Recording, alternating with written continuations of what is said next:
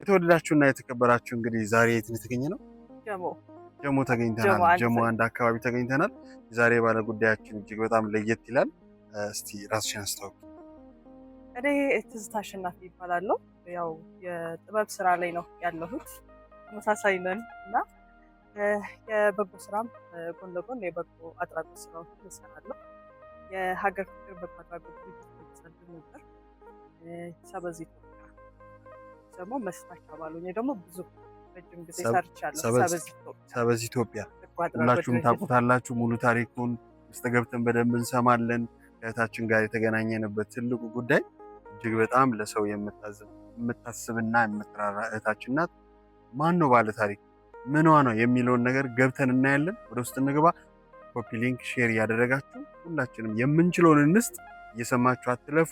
በፍጹም ሐሳቡን አውርዳችሁ ይህንን ቪዲዮ ሐሳብ ጨምራችሁበት በራሳችሁም አካውንት ፖስቱ።